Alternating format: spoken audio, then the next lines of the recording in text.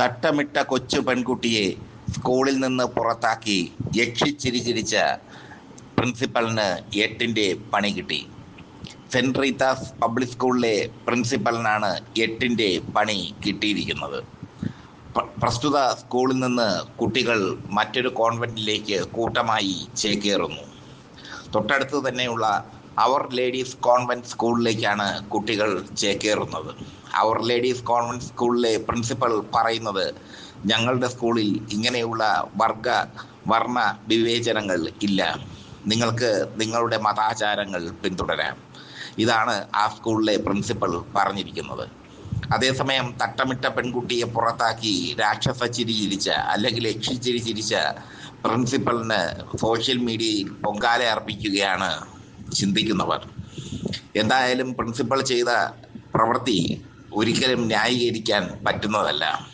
ഒരു കുട്ടിക്ക്, അതും 8ാം ക്ലാസ്സിൽ പഠിക്കുന്ന കൊച്ചുകുട്ടിക്ക് തട്ടമിട്ടുകൂടെ എന്ന ചോദ്യം ഹൃദയത്തോട് ചേർത്ത് ചോദിക്കുകയാണ് പൊളിറ്റിക്സ് കേരള. ഈ വിഷയത്തിൽ പൊളിറ്റിക്സ് കേരള പ്രതികരണത്തിന് വൈകിയതെന്ത് എന്ന് പല പ്രേക്ഷകരും എന്നെ വിളിച്ച് ചോദിച്ചു. വരട്ടെ, പ്രതികരിക്കാം എന്ന് തീരുമാനിക്കുകയായിരുന്നു. എന്തായാലും അവർ ലേഡീസ് കോൺവെന്റ് സ്കൂളിലേക്ക് കുട്ടികൾ കൂട്ടത്തോടെ ചേക്കേറുന്നതെന്നും സെന്റ് റീത്താസ് സ്കൂളിലെ പ്രിൻസിപ്പലിന് ബാധകമല്ല. പ്രിൻസിപ്പലിന്റെ കൂട്ടുകാരി KP ശശികലയാണ്, നല്ല ബെസ്റ്റ് കൂട്ട്. KP ശശികലയും പ്രിൻസിപ്പളുമായി കെട്ടിപ്പിടിച്ച് നിൽക്കുന്ന ഫേസ്ബുക്കൊക്കെ ശശികല ടീച്ചർ ഇപ്പോൾ വിട്ടിരിക്കുന്നു. അത് സോഷ്യൽ മീഡിയ ആഘോഷിക്കുന്നു. ശശികല ടീച്ചർ പറയുന്നത് ഈ ധൈര്യത്തിന് വലിയ സല്യൂട്ടെന്നാണ്. ഈ വിവരമില്ലാത്ത കന്യാസ്ത്രീയായ പ്രിൻസിപ്പളിന്റെ ധൈര്യത്തിന് ബിഗ് സല്യൂട്ട് എന്നാണ് ശശികല പറയുന്നത്. അല്ലെങ്കിലും ശശികല വിഷകലയാണല്ലോ, എന്തിനും ഏതിനും വർഗീയത കാണുന്ന ശശികല.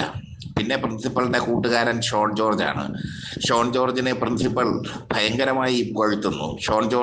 ഷോൺ ജോർജിനെ പൊഴുത്തി അങ്ങ് മുകളിലേക്ക് കൊണ്ടുപോകുന്നു. കർത്താവിന് തുല്യമായി ഷോൺ ജോർജ് മാറിയിരിക്കുന്നു. ഷോൺ ജോർജും PC ജോർജും ആരാണെന്ന് കേരളത്തിലെ ജനങ്ങൾക്കറിയാം. എന്തായാലും അവർ ലേഡീസ് കോൺവെന്റ് സ്കൂളിലേക്ക് കുട്ടികൾ കൂട്ടത്തോടെ പോകുമ്പോൾ പ്രിൻസിപ്പൽ അന്തം വിട്ട് നിൽക്കുകയാണ്. ഇങ്ങനെയുള്ള സ്കൂളിൽ കുട്ടികളെ പഠിപ്പിച്ചിട്ട് കാര്യമില്ല എന്ന് മാതാപിതാക്കൾ തിരിച്ചറിയുന്നു. ചിന്തിക്കുന്ന മാതാപിതാക്കൾ അത് തിരിച്ചറിയുക തന്നെ ചെയ്യും. എന്തൊക്കെ ബഹളമായിരുന്നു പ്രിൻസിപ്പൽ കാണിച്ചത്. വിദ്യാഭ്യാസ ഓഫീസർ തട്ടമിട്ട് സ്കൂളിൽ കയറാമെന്ന് പറഞ്ഞപ്പോൾ ആ നടപടി നിരോധിക്കണമെന്നാവശ്യപ്പെട്ട് നേരെ ഹൈക്കോടതിയിലേക്ക് ഓടി പ്രിൻസിപ്പൽ. അത്രയേറെ വർഗീയ വിഷമാണ് ഈ കാഫയുടെ അനുയായിയായ പ്രിൻസിപ്പലിന് ഉള്ളത്. കാഫ എന്ന ക്രിസ്തീയ സംഘടന ഇപ്പോൾ ഇവിടെ വർഗീയ വിഷം ചീറ്റുകയാണ്. അതിന്റെ ഉപോൽപ്പന്നമാണ് സെന്റ് റീത്താസ് പബ്ലിക് സ്കൂളിലെ പ്രിൻസിപ്പൽ. ഹൈക്കോടതി വരെ പോയിരിക്കുന്നു തട്ടത്തിന് എതിരെ. ഹൈക്കോടതിയിൽ പോയ അവർക്ക് ഹൈക്കോടതി ചുട്ട മറുപടി തന്നെ കൊടുത്തു. കാര്യങ്ങൾ തീരുമാനിക്കേണ്ടത് സർക്കാരാണെന്ന് പറഞ്ഞതോടെ ആ വിദ്യാഭ്യാസ ഓഫീസറുടെ ഉത്തരവ് സ്റ്റേ ചെയ്യാതെ തിരിച്ച് വരേണ്ടി വന്നു പ്രിൻസിപ്പലിന്. എന്നിട്ട് ചിരിച്ച് കളിച്ച് പത്രസമ്മേളനം നടത്തുന്ന കാഴ്ച കണ്ടപ്പോൾ അറപ്പാണ് പൊളിറ്റിക്സ് കേരളയ്ക്ക് തോന്നിയത്. ഒരു കുട്ടി എന്ത് ചെയ്യണമെന്ന് അവരുടെ മതചിഹ്നങ്ങൾ ഉപയോഗിക്കാമെന്നുള്ളത് ആ കുട്ടിയുടെ ജന്മസിദ്ധമായ അവകാശമാണ്. ആ കുട്ടി രുദ്രാക്ഷമിടണോ, തട്ടമിടണോ, അതോ കുരിശ് വരയ്ക്കണോ എന്നുള്ളതൊക്കെ തീരുമാനിക്കേണ്ടത് അതിൻ്റെ മൗലിക ബോധമാണ്. ആ മൗലിക ബോധത്തിന്മേലാണ് കത്തിവയ്ക്കാൻ സെന്റ് റീത്താസ് സ്കൂളിലെ പ്രിൻസിപ്പൽ ശ്രമിച്ചത്. 8ാം ക്ലാസ്സിലെ കുരുന്നു കുട്ടി, ആ കുട്ടി തട്ടമിട്ട് പോയത് വലിയൊരു അപരാധമാണോ? അതിന്റെ പേരിൽ കുട്ടിയെ സ്കൂളിൽ നിന്ന് പുറത്താക്കണോ? ഈ ചോദ്യത്തിന് വലിയ പ്രസക്തിയുണ്ട്. ഈ ചോദ്യം ഇപ്പോൾ കേരളമാകെ ചർച്ച ചെയ്ത് തുടങ്ങിയിരിക്കുന്നു. പൊളിറ്റിക്സ് കേരള ചർച്ച ചെയ്യാൻ അല്പം വൈകിയതിൽ ക്ഷമ ചോദിക്കുന്നു. വരട്ടെ എന്ന് വിചാരിച്ചിരിക്കുകയായിരുന്നു. ഏതുവരെ ഈ കളി പോകും എന്ന് വിചാരിച്ചിരിക്കുകയായിരുന്നു. ഇത്തരം സ്കൂളുകൾക്കെതിരെ ശക്തമായ നടപടിയെടുക്കണം എന്നാണ് പ്രിൻസിപ്പലിന് പറയാനുള്ളത്. ഈ പ്രിൻസിപ്പലിനെതിരെ കേസ് കൊടുക്കണം. കേസ് കൊടുത്ത് ഈ പ്രിൻസിപ്പലിനെ പ്രസ്തുത സ്ഥാനത്ത് നിന്ന് നീക്കണം. അല്ലെങ്കിൽ പ്രശസ്തമായ സെന്റ് റീത്താസ് പബ്ലിക് സ്കൂൾ തകർന്ന് തരിപ്പണമായി മാറും. ഇപ്പോൾ അതിന്റെ ലക്ഷണങ്ങൾ കണ്ടു തുടങ്ങി. അവർ ലേഡീസ് കോൺവെന്റ് സ്കൂളിലേക്ക് കൂട്ടത്തോടെ പോകുന്ന കുട്ടികളുടെ മാതാപിതാക്കൾ പറയുന്ന വാക്കുകളൊക്കെ സോഷ്യൽ മീഡിയ ആഘോഷിക്കുന്നു. മാതാപിതാക്കൾ പറയുന്നത് തങ്ങളുടെ കുട്ടിക്ക് സ്വതന്ത്രമായി പഠിക്കാനുള്ള, തങ്ങളുടെ കുട്ടിക്ക് മതചിഹ്നങ്ങൾ ഉപയോഗിക്കാനുള്ള മൗലികമായ അവകാശം ആ സ്കൂൾ നൽകുമെന്നാണ്. ആ സ്കൂളിലെ പ്രിൻസിപ്പൽ ആ കുട്ടികളെ നെഞ്ചോട് ചേർത്ത് പിടിക്കുന്നു. എന്തായാലും സെന്റ് റീത്താസ് സ്കൂളിലെ പ്രിൻസിപ്പൽ ഒറ്റപ്പെട്ടിരിക്കുന്നു.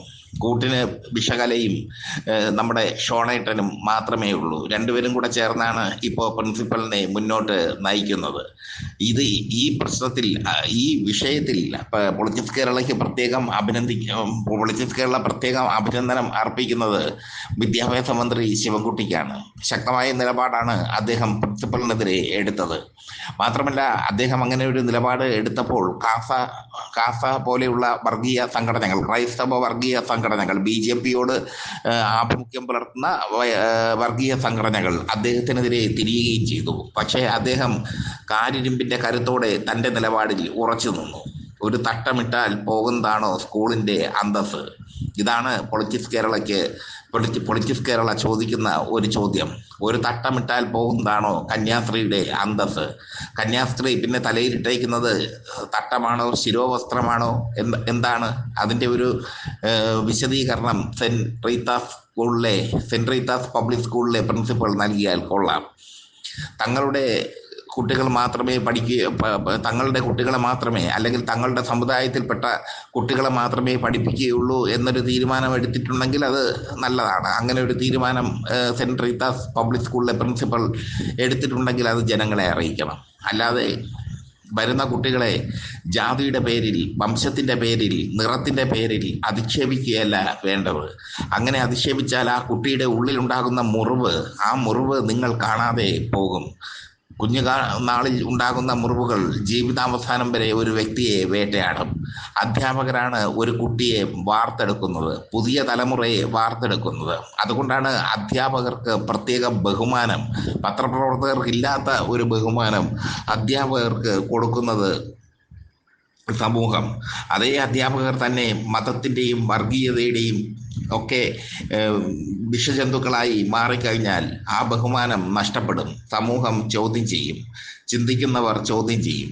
എന്തായാലും പുച്ഛച്ചിരി ചിരിച്ച് തട്ടമിട്ട പെൺകുട്ടിയെ പുറത്താക്കി പുച്ഛച്ചിരി ചിരിച്ച് അങ്ങനെ വിലസി നിന്ന പ്രിൻസിപ്പലിന് 8ന്റെ പണി തന്നെ കിട്ടിയിരിക്കുന്നു.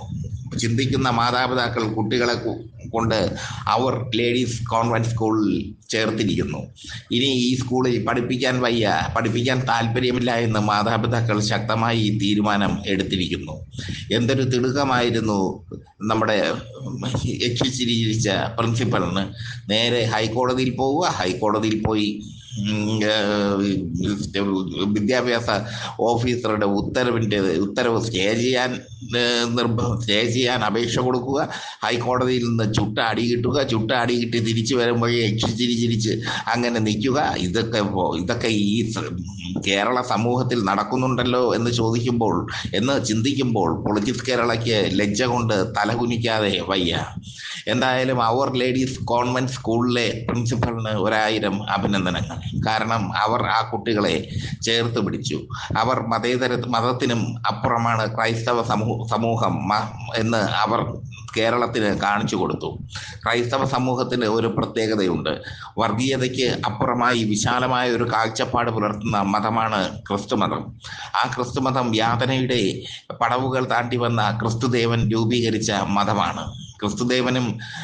ക്രിസ്തുദേവന്റെ യാതനകൾ, ക്രിസ്തുദേവൻ ലോകത്തിന് വേണ്ടി അനുഭവിച്ച യാതനകൾ, ആ യാതനകളാണ് ക്രൈസ്തവ മതത്തിന്റെ ശക്തി. എല്ലാ മതങ്ങളെയും ഉൾക്കൊള്ളാനുള്ള ഒരു വിശാലമായ മനസ്സ് ക്രൈസ്തവ മതത്തിനുണ്ട്. അതുകൊണ്ടാണ് ലോകത്തെ ഏറ്റവും കൂടുതൽ ആൾക്കാർ ക്രൈസ്തവ വിശ്വാസികളായി മാറിയതും. എന്തായാലും വിശകലൻ ടീച്ചറെയും കെട്ടിപ്പിടിച്ച് നമ്മുടെ പ്രിൻസിപ്പൽ ചിരിച്ചുകൊണ്ട് വീണ്ടും ഫോട്ടോ ഇട്ടിരിക്കുന്നു. ആ ചിരിക്കൊണ്ട് യക്ഷിയുടെ വർഗീയ വിഷം ബാധിച്ച, വർഗീയ തിമിരം ബാധിച്ച യക്ഷിയുടെ രൂപം. അങ്ങനെയാണ് പൊളിറ്റിക്സ് കേരളയ്ക്ക് തോന്നുന്നത്. പൊളിറ്റിക്സ് കേരളയ്ക്ക് ഈ പ്രിൻസിപ്പലിനോട് പറയാനുള്ളത്, ഷോൺ ജോർജും ശശികല ടീച്ചറും ഒന്നുമല്ല കേരളത്തിൽ അതിനപ്പുറമുള്ള ഒരുപാട് വ്യക്തിത്വങ്ങളുണ്ട് ടീച്ചറെ. ഒരുപാട് വ്യക്തിത്വങ്ങളുണ്ട്. ശ്രീനാരായണ ഗുരുവും AKGയും EMSും അടക്കമുള്ള മതത്തെ ത്യജിച്ചെറിഞ്ഞ വ്യക്തിത്വങ്ങൾ.